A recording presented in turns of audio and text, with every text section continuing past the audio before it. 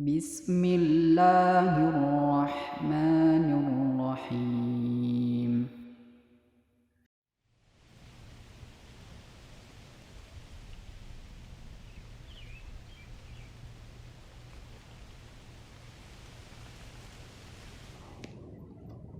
Assalamualaikum warahmatullahi wabarakatuh. Bismillahirrahmanirrahim. Alhamdulillahirabbil alamin wassalatu wassalamu ala Rasulillah wa alihi wa sahbihi ajmain, amma ba'd. Di antara tanda-tanda kekuasaan Allah yang kita temui di alam semesta ini antara lain terjadinya gerhana. Dan itu pula yang terjadi pada zaman Nabi sallallahu alaihi wasallam. Ketika terjadinya kusuf atau gerhana matahari dan khusuf, gerhana bulan. Sejumlah orang pada zaman Nabi SAW mengatakan bahwa saat itu terjadi kusuf, gerhana matahari, lalu kemudian menghubungkannya dengan peristiwa yang terjadi pada saat itu, yaitu ketika meninggalnya Ibrahim bin Nabi Muhammad SAW. Putranya Nabi SAW yaitu Ibrahim yang meninggal pada saat itu. Mereka menghubungkannya, mungkin ini ada kejadian, ada hubungannya. Namun Nabi SAW menolaknya. Beliau katakan, Inna syamsa wal qamar, sesungguhnya matahari dan bulan itu ayatani min ayatillah, adalah dua tanda dari tanda-tanda kekuasaan Allah. La yankasifani bimauti ahadin wala bihayati, tidak berhubungan dengan kematian seseorang ataupun dengan kehidupan lahirnya seseorang lalu kemudian ada tanda-tanda alam yang mengikutinya, tidak ada hubungannya, kata Nabi sallallahu alaihi wasallam. Beliau mengatakan, فَإِذَا رَأَيْتُمُوهُمَا, dan bila kalian melihatnya,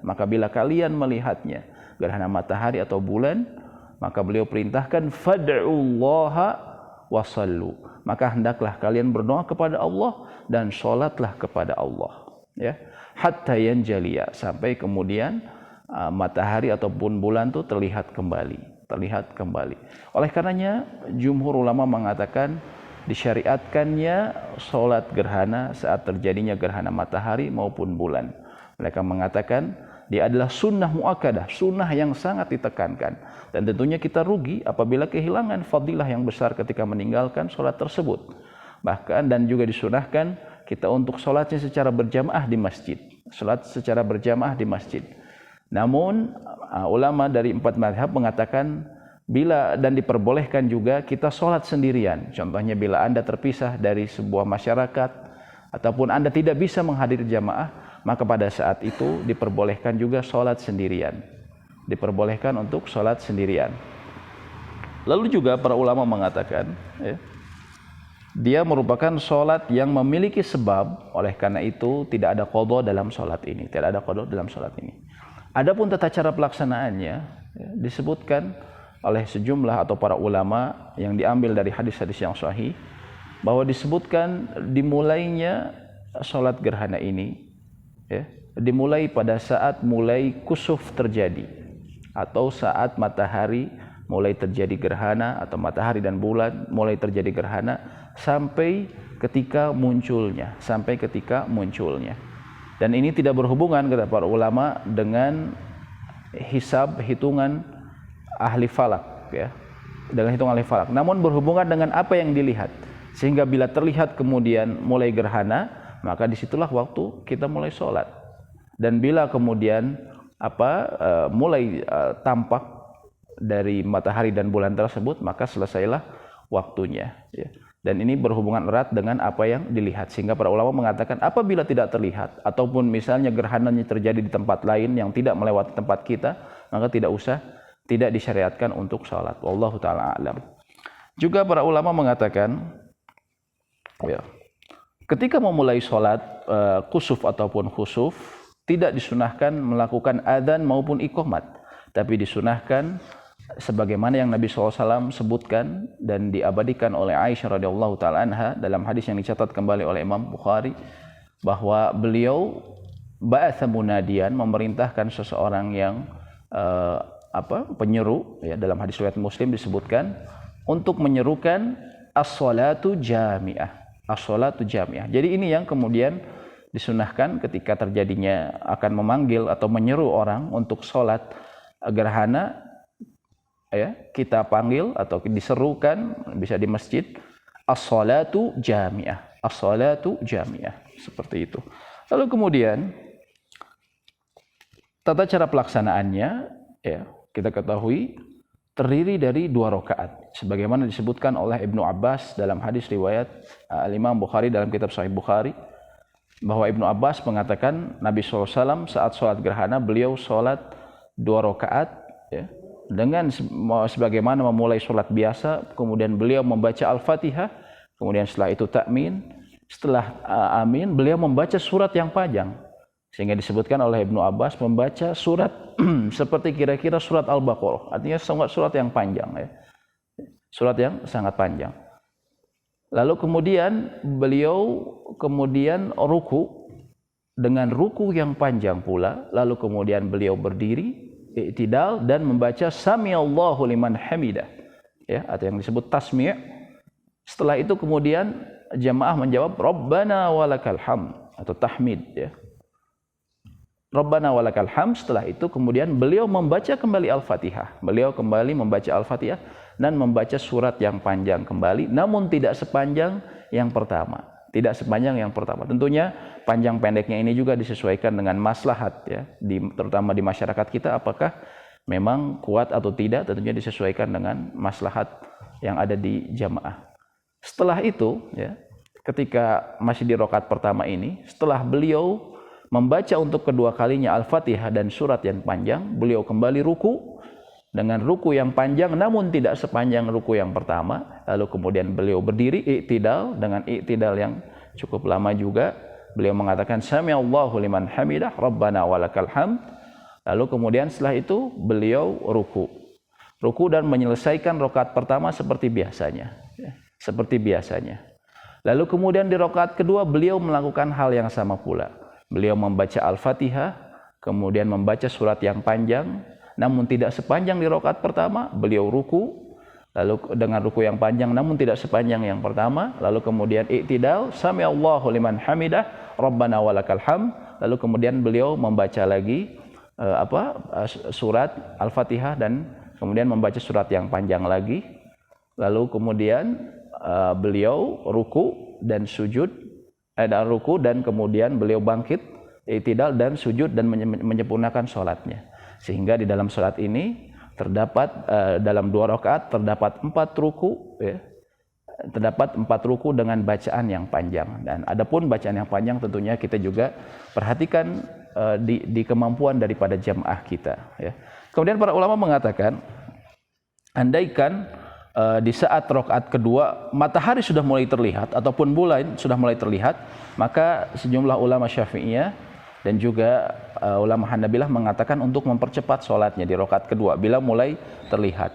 Lalu apakah disyariatkan, disunahkan untuk khutbah, ya? Untuk khutbah, ya, menurut ulama Syafi'iyah dan sejumlah ulama Hanabilah mengatakan disunahkan untuk memberikan khutbah, ya. Menurut Imam Syafi'i dengan 2 kali khutbah sebagaimana kita sholat Jumat.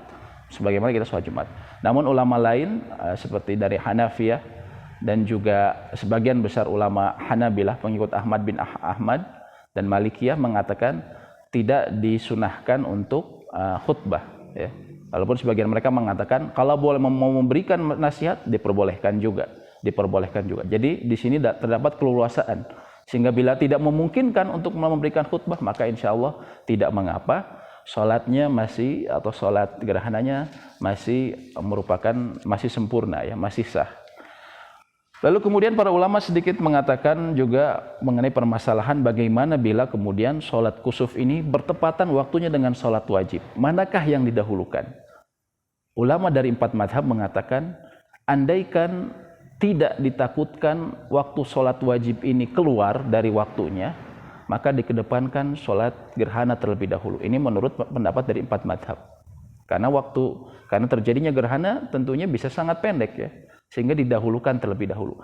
Namun andaikan dikhawatirkan keluar dari waktunya, ya, jadi terlalu terlambat, maka didahulukan dulu sholat yang wajib. Ya. Dan juga disunahkan ketika terjadinya gerhana, selain kita memperbanyak istighfar kepada Allah, juga kita memberikan sedekah.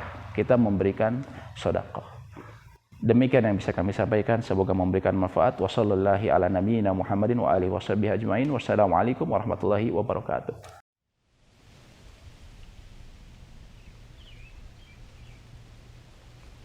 Assalamualaikum warahmatullahi wabarakatuh. Insyaallah saat ini kita akan praktekkan bagaimana tata cara sholat kusuf dan khusuf atau sholat gerhana sesuai dengan sunnah Nabi Shallallahu Alaihi Wasallam.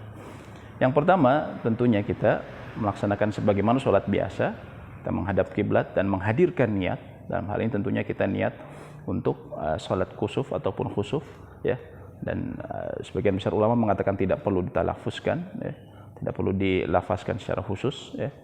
Lalu kemudian kita bertakbir seperti biasa, bertakbir, lalu kemudian kita seperti biasa kita membaca istiftah, lalu kemudian ta'awudz, ya.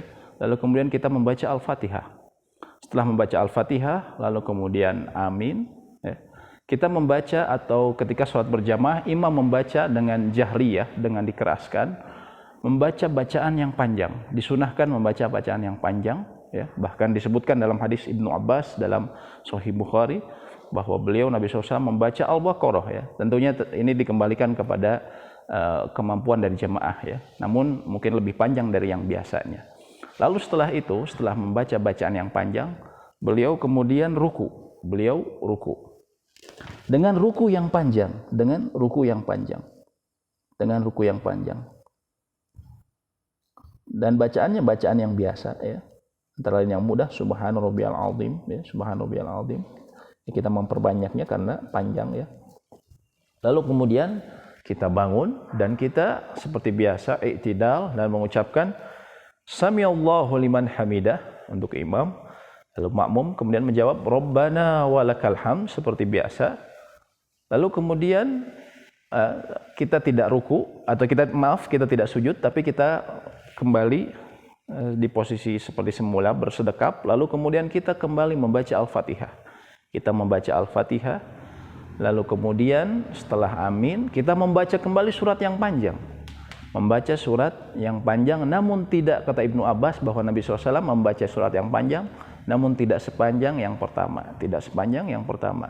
Setelah itu ruku kembali, ya, ruku kembali seperti biasa dengan ruku yang panjang namun tidak sepanjang ruku yang pertama, lalu kemudian bangkit kembali, bangkit, ya, i'tidal, lalu imam Samiallahu liman hamidah atau yang disebutnya tasmi', lalu makmum menjawab seperti biasa Rabbana walakal hamd atau tahmid, ya, pujian. Setelah itu, setelah i'tidal, tenang, berdiri, dia sujud seperti biasa dan dia menyempurnakan sholatnya seperti biasa. Adapun di rakaat kedua, dia lakukan hal yang persis sama seperti tadi, yaitu seorang imam ataupun juga boleh orang yang sholat sendirian bila tidak bisa mampu menghadiri jamaah, ya, dia seperti biasa, seperti tadi, dia membaca, setelah dia bangkit untuk rakaat kedua, dia membaca Al-Fatihah. Setelah membaca Al-Fatihah, amin, lalu kemudian dia membaca surat yang panjang. Namun kata Ibnu Abbas, Nabi SAW pada rakaat kedua walaupun suratnya panjang tidak sepanjang yang rakaat pertama, tidak sepanjang rakaat yang pertama. Setelah itu kemudian beliau ruku kembali persis di tadi, ya, rakaat pertama. Dia ruku, Nabi SAW ruku dan memperpanjang rukunya, namun tidak sepanjang ruku yang di rakaat pertama. Lalu kemudian bangkit, lalu tasmi' Samiallahu liman hamidah. Lalu bila berjamaah, jamaahnya menjawab Rabbana walakal hamd atau tahmid, ya. Lalu kemudian beliau kembali bersedekap dan membaca Al-Fatihah kembali. Setelah amin, membaca surat lagi, namun surat yang panjang namun tidak sepanjang dari yang sebelumnya. Setelah itu beliau kembali ruku, ya. Kembali ruku dengan ruku yang panjang namun tidak sepanjang ruku yang di rakaat pertama. Setelah itu beliau bangkit Samiallahu liman hamidah, tasmi', ya. Lalu kemudian tahmid Rabbana walakal hamd. Lalu kemudian sujud seperti biasa dan menyempurnakan sholatnya sebagaimana kita menyempurnakan sholat di sholat-sholat yang terdapat 2 rakaat seperti sholat subuh ataupun sholat sunat. Seperti itu. Sebagian ulama mengatakan andaikan kita masuk di rakaat kedua dan matahari atau bulan sudah mulai terlihat, Maka menurut ulama Syafi'iyah dan juga sebagian ulama Hanabilah dan ulama kontemporer mengatakan kita disunahkan untuk menyegerakan bacaan kita bila memang matahari sudah mulai terlihat pada saat itu.